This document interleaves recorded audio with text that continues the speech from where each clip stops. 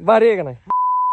राम राम मंडळी, मी आमऱ्या. माझा पहिला वॉइस ओव्हर व्लॉग कसा होणार आहे, काय होणार आहे मला काहीच माहिती नाही. तर सगळ्यात पहिला कांदा बघून घेतला. पप्पा आणि मी दोघं पण होतो. 5 महिन्याचा कांदा, 3 महिने पूर्ण, 2 महिने बाकी. ते अजून संपलाच नाही आणि ऊन इतकं वाढलंय का नाही, ऊस सगळं वाळायला लागलाय. अडचाली ऊस आहे आपला, एक ऊस आहे 2-2.5 एकर, 3 एकर ऊस आहे आपला. पण पाणी काही पुरत नाहीये, त्यामुळे आज आपण त्याच्यासाठी काहीतरी नियोजन करणार आहे. तर आपण ड्रिप इरिगेशन सिस्टीम करणार आहे आज. तर ठिबक सिंचन पद्धत. तर पप्पांनी 20 मेन लॅटरल पाईप आणि 80 ड्रिपर्स आणलेले होते. बघा की पिशवी कशी गच्च आणली आहे. 2 जॉईनर आणि जॉईनर आता इथे कसा लागणार आहे, काय लागणार आहे काय कळत नाही. पप्पांनी घेतलं देवाचं नाव आणि केली सुरुवात. सगळ्यात पहिले सील लावून घेतले, मग कटिंग करून घेतलं पप्पांनी.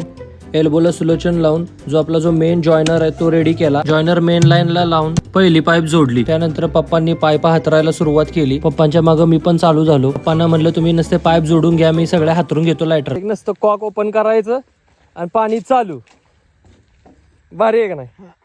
आपले डायरेक्ट पुढे हा डायरेक्ट पुढे जाणार. मामासने नियोजन लयच आवडलं. मामा म्हटले दारी धराय नको, काय नको, लयच भारी केलंय काम म्हणले. पप्पांच्या सगळ्या पाईप जोडूनच झाल्या होत्या. पूर्णच्या पूर्ण लाईन जोडून झाली. एक एक्स्ट्रा पाईप राहिली होती, ती पप्पांनी बरोबर झाडामध्ये कुठेतरी लपवून मेन लाईनला होल मारायला सुरुवात केली. मग त्याच्यात हा रबर सील लावायचा होता. रबर सीलची बाजू एक जाड एक पातळ, तर जाड बाजू वापरायची, पातळ नाही. मग मी हे जॉईनर लावून घेतले पाईप मध्ये बरोबर. त्याच्यानंतर मी त्याचा ड्रिपर घेतला, ड्रिपर लावला. ड्रिपर चेक केला ऑन आहे का ऑफ आहे, म्हणजे वर्किंग करतोय की नाही करत आहे म्हणून. एक झाला लावून. मग एका मागे एक आम्ही सगळे ड्रिपर लावायला घेतले. पप्पा होल मारायचे आणि मी ड्रिपिंग करायचो. पप्पा होल मारायचे आणि मी ड्रिपिंग करायचो. अशा तऱ्हेने आम्ही सगळे ड्रिपर लावून घेतले. इतकं भारी वाटत होतं का नाही, सगळे ड्रिपर लावून झाले. इतकं बरं वाटत होतं. सकाळपासून एवढं ऊन असताना आम्ही सगळे ड्रिपर लावून घेतले. आणि पप्पांना म्हणलं करा मोटर चालू आता.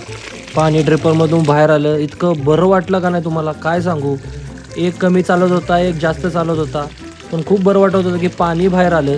सकाळपासून मी आणि पप्पांनी जी मेहनत केलेली त्या गोष्टीचं काही चीज झाल्यासारखं वाटत होतं. तर आपलं ठिबक सिंचन पद्धत तयार झालेला आहे. तर कसा होता माझा पहिला व्लॉग, कमेंटमध्ये मला नक्की सांगा.